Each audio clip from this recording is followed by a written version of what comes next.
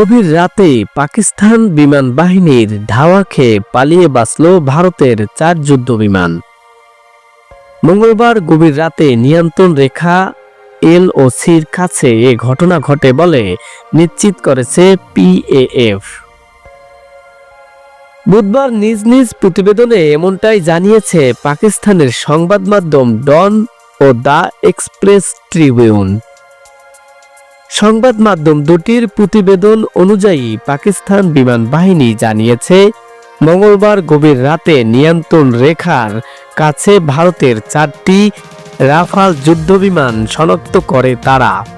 এরপরই তাদের সমন্বিত প্রতিক্রিয়ায় সেগুলো পিছু হটতে বাধ্য হয়।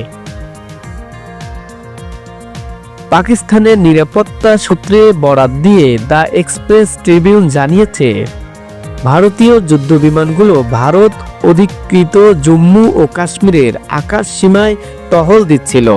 তখনই পাকিস্তানি যুদ্ধবিমান তাদের উপস্থিতি শনাক্ত করে দ্রুত প্রতিক্রিয়া জানায়।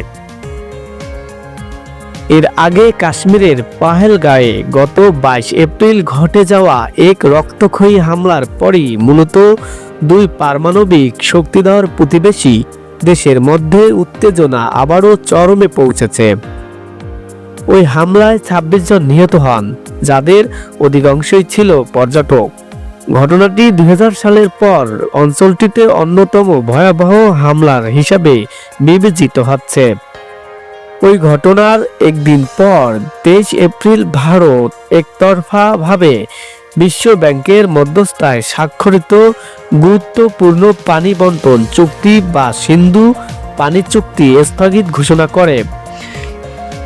আর এর পরদিনই অর্থাৎ 24 এপ্রিল পাকিস্তান পাল্টা হুঁশিয়ারি দিয়ে জানায় যে তারা 1972 সালের সিমলা চুক্তি কার্যকরভাবে স্থগিত করতে পারে এবং ভারতের জন্য আকাশ সীমা বন্ধ করে দিতে পারে। ভারত দাবি করছে 22 এপ্রিলের ওই হামলার সঙ্গে সীমান্ত পারের অর্থাৎ পাকিস্তানের সংশ্লিষ্টতা থাকতে পারে, যদিও এখন পর্যন্ত তারা এ বিষয়ে কোনো দৃঢ় প্রমাণ উপস্থাপন করেনি। বিপরীতে পাকিস্তান এ অভিযোগ জোরালোভাবে অস্বীকার করছে। পাকিস্তানের প্রধানমন্ত্রী শাহবাজ শরীফ এ ঘটনার স্বাধীন তদন্তের দাবি জানিয়েছেন, যাতে সত্য উদ্ঘাটন হয়। এদিকে মঙ্গলবার রাতের পাকিস্তানের তথ্যমন্ত্রী আত্তা তারার সতর্ক করে বলেছেন, ইসলামাবাদের কাছে নির্ভরযোগ্য গোয়েন্দা তথ্য আছে যে ভারত পহেলগাঁও হামলাকে অজুহাত হিসাবে ব্যবহার করে আগামী 24 থেকে 36 ঘন্টার মধ্যে পাকিস্তানের সামরিক হামলা চালাতে পারে। পাকিস্তানি তথ্যমন্ত্রী আরো বলেন, পাকিস্তান নিজেও সন্ত্রাসবাদের শিকার হয়েছে। দেশটি জানে এর কষ্ট কতটা ভয়াবহ। একই সঙ্গে তিনি সংযম ও আঞ্চলিক শান্তির আহ্বান পুনর্ব্যক্ত করেন।